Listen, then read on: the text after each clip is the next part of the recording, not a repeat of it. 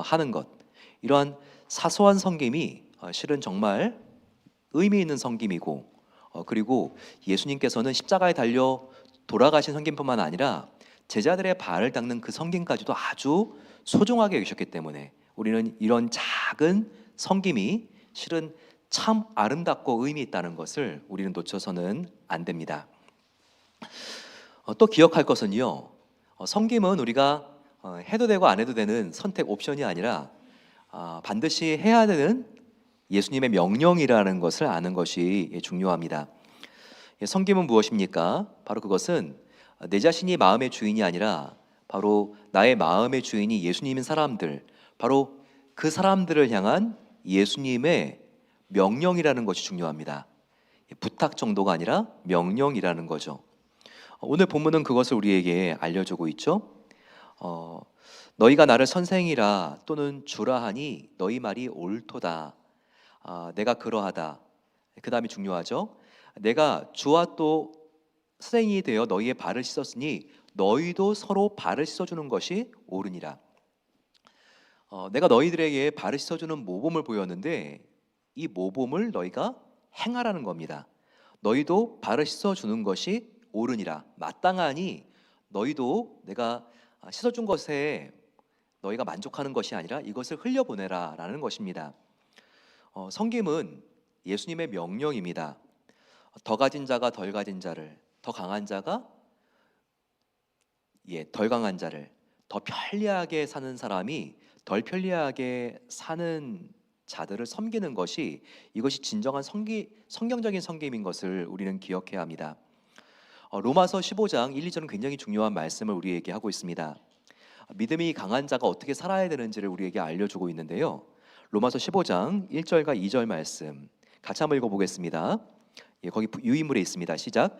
믿음이 강한 우리는 마땅히 믿음이 약한 자의 약점을 담당하고 자기를 기쁘게 할 것이 아니라 우리 각 사람이 이웃을 기쁘게 하되 선을 이루고 덕을 세우도록 할지니라.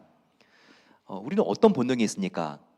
우리는 보게 되면 강한 자 앞에서 약해지고 그리고 약한 자 앞에서 강해지는 경향이 있습니다.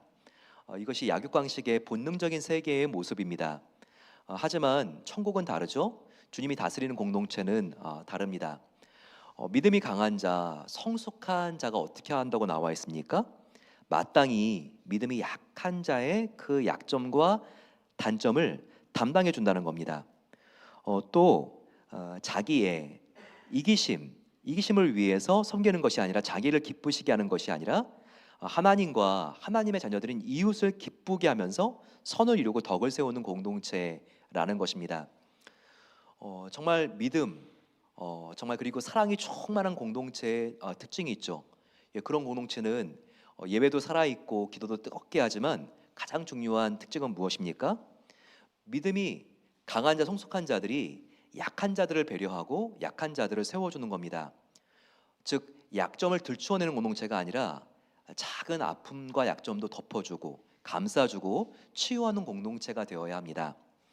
신뢰하기 때문에 정말 안심하고 아픔을 털어놓을 수 있는 그런 공동체가 사실 진정한 믿음의 공동체, 믿음이 강한 사람들이 모인 그런 성숙한 공동체라는 마음을 우리가 꼭 기억해야 합니다.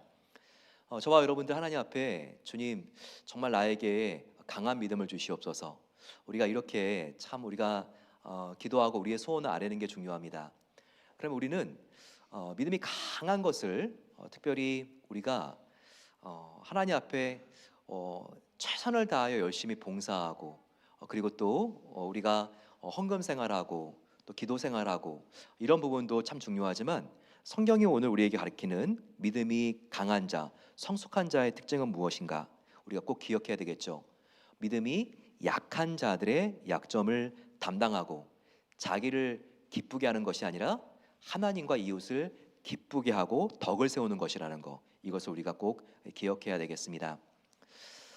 또한 진정한 섬김은요, 온전한 순종에서 비롯될 수 있고 그리고 진정한 섬김이 있기 위해서 우리에게 참 온전한 순종이 먼저 필요한데 온전한 순종은요 다른 방법으로 배울 수가 없습니다. 바로 고난을 통해서 우리가 이 순종을 배우게 됩니다. 즉 고난 없이 배울 수 있는 그런 순종은 없다는 거죠. 그런데 이 순종을 배울 때 우리는 진정한 성김의 사람이 된다는 겁니다. 예수님도 고난을 통해서 성김을 배웠습니다. 이게 아주 중요한데요. 히브리서 5장 8절과 9절 한번 보시기 바랍니다. 그는 예수님이죠. 그가 아들이시면서도 받으신 고난으로 순종함을 배워서 온전하게 되셨은즉 자기에게 순종하는 모든 자에게 영원한 구원의 근원이 되시고라고 했습니다. 예수님은 하나님의 아들이었는데요. 예수님도 순종을 통해서 이 순종을 배워서 습득했다는 겁니다. 순종은요, 그냥 우리가 안수기도 한번 받아서 그리고 하루아침에 배울 수 있는 기술이 아닙니다. 순종은요, 훈련을 통해서만 배울 수가 있습니다. 순종은 뭐죠? 그러니까 훈련을 통해서 배우기 때문에 반복해서 연습해야 됩니다. 훈련이기 때문에 이 훈련은요, 시행착오, 실패를 통해서 배우는 겁니다. 금방 배우는 것이 아니라 시간이 필요하다는 겁니다. 그래서 예수님도요, 순종을 고난을 통해서 배우셨습니다. 오늘 우리가 보게 되면 예수님도 받으신 고난으로 순종함을 배웠다고 말하고 있죠. 고난 없이 순종을 배울 수 있는 기회가 있으면 얼마나 좋겠어요. 하지만 고난 없이는 순종을 배울 수 없습니다. 따라서 우리에게는요, 고난이 다가온다면 예수님의 순종을 배울 수 있는 절호의 기회가 온 줄을 우리가 생각하며 마음을 열고 우리는 열렬히 정말 환영해야 되는 게 맞다는 겁니다. 왜냐하면 고난이 왔을 때 우리가 순종하게 되면요, 정말 놀라운 유익들이 있습니다. 특별히 시편이 이것을 우리에게 알려주는데요. 119편 71편을 보세요. 고난 당하는 것이 내게 유익이라. 이로 말미암아 내가 주의 율례들을 배우게 되었나이다. 또 같은 편에 67절은 이렇게 말하고 있습니다. 고난 당하기 전에는 내가 그릇 행하였더니 이제 주의 말씀을 지키나이다. 고난이 어떤 유익이 있습니까? 고난 전에는요, 하나님의 말씀이 들리지 않습니다. 하지만 C.S. 루이스가 말한 것처럼 고난은 하나님께서 우리의 영혼의 귀청에 말씀하시는 메가폰이라고 말하고 있잖아요.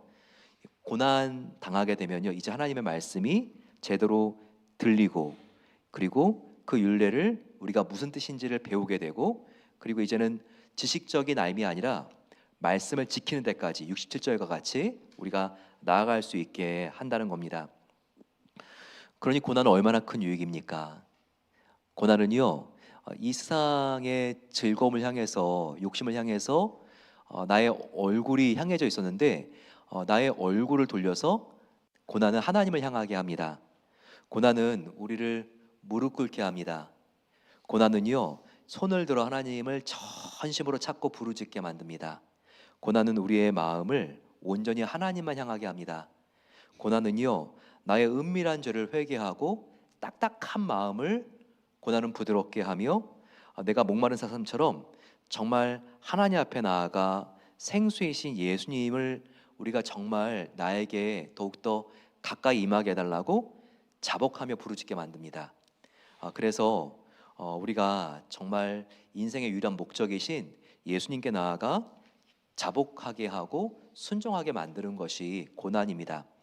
그래서 이 고난이 얼마나 그 안에 유익이 있는가, 이 고난을 통해서만이 우리가 순종함을 제대로 배울 수 있고 이 순종함을 통해서 하나님께서 하라 하면 하고 하지 말라고 하면 멈출 수 있는 바로 그와 같은 진정한 성김의 사람이 된다는 것 우리가 꼭 기억해야 합니다.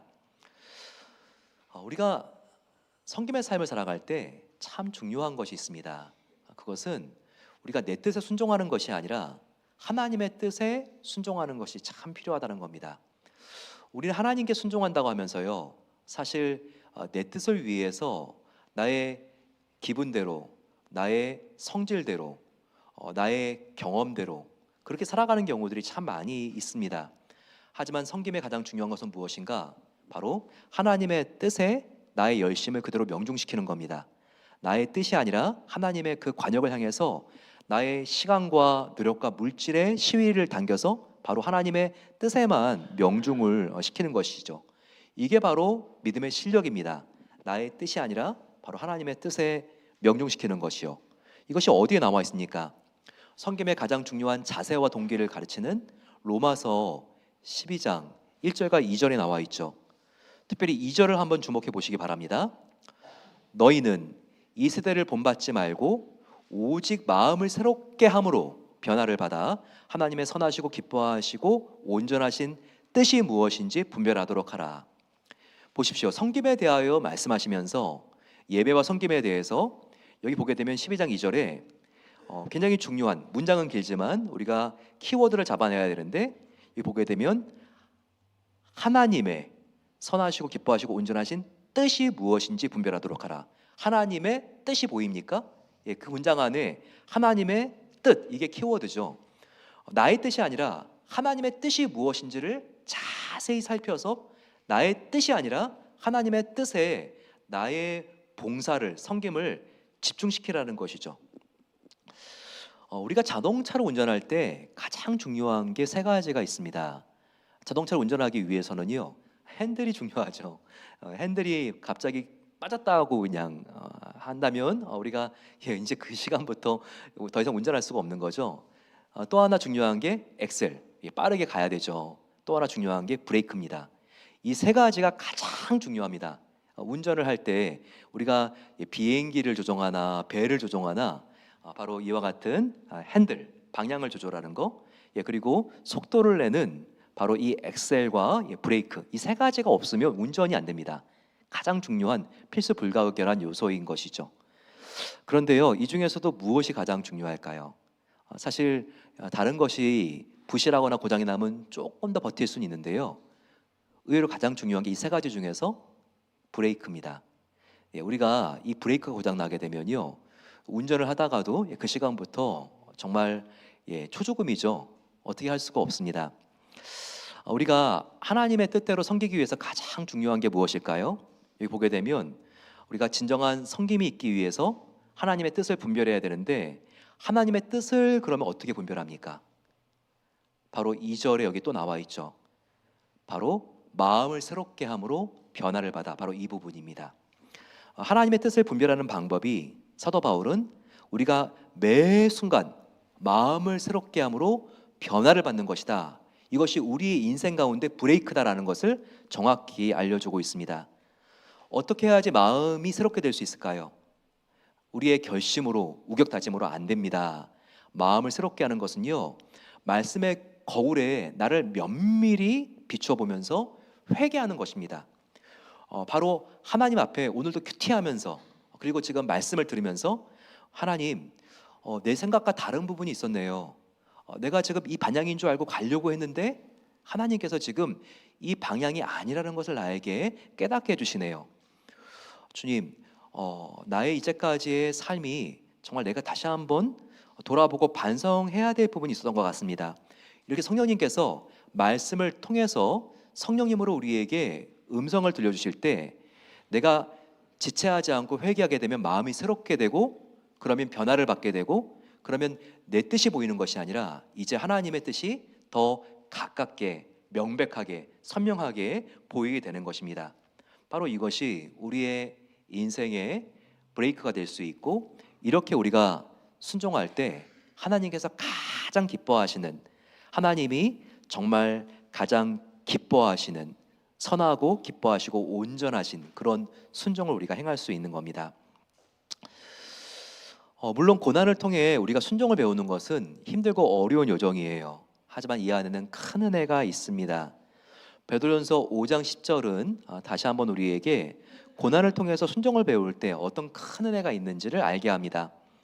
같이 한번 읽어보겠습니다. 베드로전서 5장 10절 시작. 모든 은혜의 하나님 곧 그리스도 안에서 너희를 부르사 자기의 영원한 영광에 들어가게 하신 이가 잠깐 고난을 당한 너희를 친히 온전하게 하시며 굳건하게 하시며 강하게 하시며 털을 견고하게 하시리라. 우리가 이 고난이 지금 너무나 힘들고 어렵지만 이 고난은 끝이 고난으로 끝나지 않습니다. 이 고난은요, 우리를 온전하게 하고 굳건하게 하고 강하게 하고 우리 안에 있는 그리스도의 터를 견고하게 하는 그런 아주 중요한 역할을 한다는 겁니다. 그리고요, 감사하게도요, 하나님이 우리에게 허락하시는 고난은 영원하지 않습니다. 길지 않다는 것, 여기 보시게 되면 바로 하나님께서 잠깐 고난을 당한 너희를 온전하게 하시며, 친히 온전하게 하시며, 이 말씀이 있죠. 하나님께서는 이 고난이 너는 영원할 것 같지만 길지 않아. 그리고 끝날 때까지 내가 끝까지 너를 붙들고 보호할 거야. 이렇게 말씀하십니다. 또한 하나님은요, 우리에게 감당하지 못할 고난이 없다고 말합니다. 우리에게 주신 고난은 아무리 어려워 보여도 하나님께서는 우리에게 감당할 만큼 고난을 주시는 겁니다. 또 감당하지 못할 고난은요, 피할 길을 내셔서 능히 감당케 하시는 분이 바로 하나님이십니다. 사람이 감당할 시험 밖에는 너에게 당한 것이 없나니 오직 하나님은 미쁘사 너희가 감당하지 못할 시험 당함을 허락하지 아니하시고 시험 당할 즈음에 또한 피할 길을 내사 너희로 능히 감당하게 하시느니라, 이렇게 약속해 주셨습니다. 따라서 우리가 고난은 잠깐이고 반드시 감당할 만큼이라는 것을 꼭 기억해야 합니다. 그리고 이 고난을 통해서 너는 장차 나의 아들 예수와 같이 너는 참된 순종을 배울 것이다. 그래서 내가 너를 더욱더 온전해지고 굳세게 되고 강해지고 너의 터를 더욱더 견고하게 만들 것이다. 나아가 순종하는 너를 통해서 내가 나의 영광을 온 세상에 나타낼 것이다. 이렇게 하나님께서 고난을 통해서 정말 저와 여러분들이 하나님의 멋진 작품이 되게 하실 것을 약속하고 계십니다. 따라서 고난이 왔을 때 우리가 두려워하지 말고 고난을 향해서 이렇게 외쳐보면 좋을 것 같습니다. 저를 한번 따라해 보면 좋겠습니다. 하나님 아버지, 이 고난을 통해서 예수님의 순종을 배우겠습니다. 바로 이것이죠. 하나님이 고난을 통해서 우리에게 정말 사랑하는 우리가 자녀이기 때문에 예수님도 순종을 배웠듯이 바로 하나님은 하나님의 아들 예수님에게도 가르쳐 주셨던 바로 이 순종을 이 고난을 통해서 저와 여러분들에게 배우게 하시기를 원한다는 겁니다. 저와 여러분들은 하나님께서 하나님의 나라를 위해서 섬기라고 불러주셨습니다. 그런데 섬길 때 하나님은요, 다 은사를 갖고 섬기게 하시는 거죠. 뭔가 이렇게 국방부에서 군인들을 내보낼 때도요, 소총을 주지 않고 내보내지는 않죠. 모든 군인들은 다 자기의 소총이 있는 것처럼 하나님은요, 우리가 주님을 섬길 때 그냥 맨땅에 헤딩하라고 부르지 않았습니다. 한 사람에게 다 하나님께서는요, 섬길 수 있는 은사를 주셨죠. 이 은사는 성경의 원어인 그리스어 헬라어로는요, 카리스마라고 합니다. 하지만 영어로는 은사를 뭐라고 하죠? 기프트라고 하죠. 다른 말로 성경에는 바로 달런트라고 하는 말로 사용을 합니다. 그래서 은사는 영어로 기프트 혹은 달런트하고 뭐가 비슷하죠? 영어 단어 중에서 탤런트, 탤런트라고 합니다. 탤런트 쇼가 있잖아요. 하나님께서는요, 저와 여러분들에게 모든 사람에게 한 가지씩 이상은요, 하나님의 나라를 위해서 섬기라고 이렇게 탤런트를 주셨습니다. 여러분들은 어떤 탤런트, 달런트가 있습니까? 어떤 사람은 다른 사람의 이름을 기가 막히게 잘 외우고, 그리고 어떤 사람은 미소가 탤런트인 사람이 있습니다. 한번 웃으면 너무나 기분이 좋아지는 사람이 있죠. 은사가 다 달라요. 손님을 대접하는 은사를 가진 사람이 있고, 성경은 예언하는 은사, 기도하는 은사, 복음을 전하는 은사.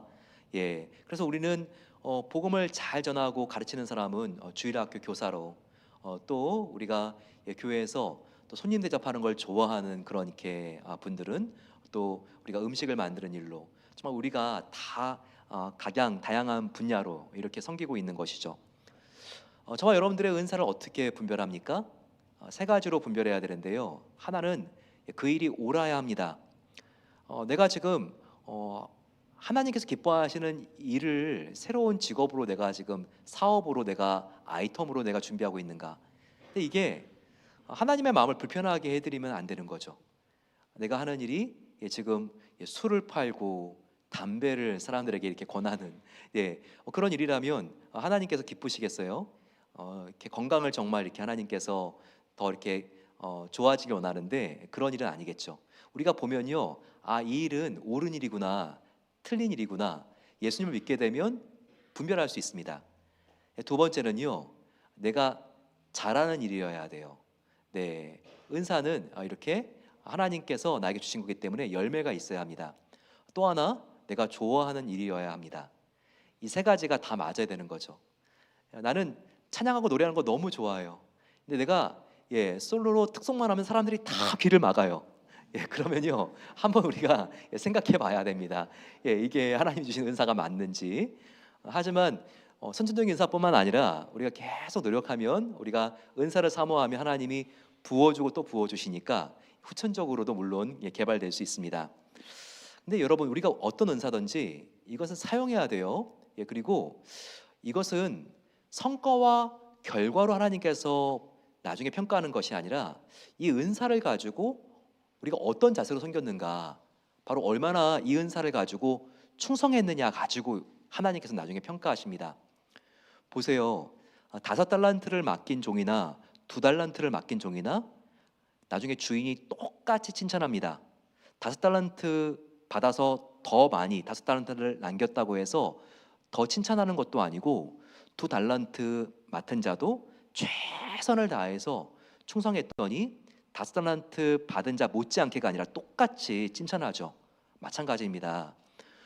저와 여러분들이 이 땅을 살아갈 때 기회가 좋아서 정말 재벌같이 돈을 많이 벌었던지, 아니면 내가 정말 참 너무나 기회가 이렇게 닿지가 않아서 나에게 이렇게 재정이 적었지만 내가 최선을 다해서 주님을 섬겼던지, 결국 하나님께서는 그 자세를 보시고요, 정말 충성한 대로 하나님께서는 나중에 천국에서 보상하신 하나님이라는 거예요.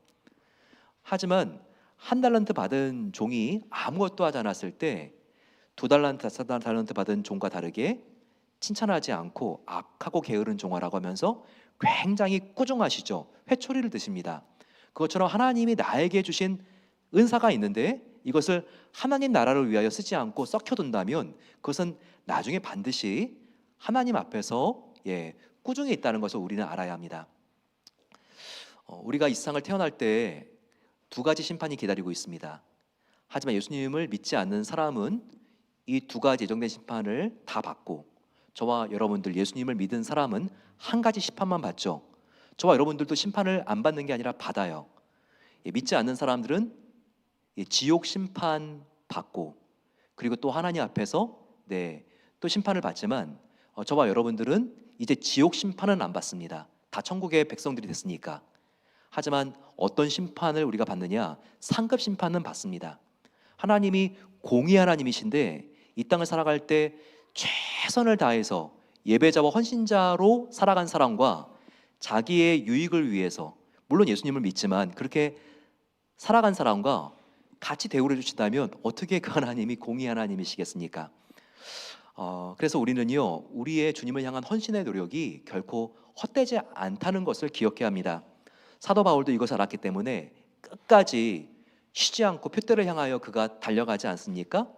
그러면서 이렇게 권고하고 있죠. 고린도전서 15장 58절입니다. 같이 한번 우리 이 말씀 나누겠습니다. 시작. 그러므로 내 사랑하는 형제들아, 견실하며 흔들리지 말고 항상 주의 일에 더욱 힘쓰는 자들이 되라. 이는 너희 수고가 주 안에서 헛되지 않은 줄 알미라. 아멘.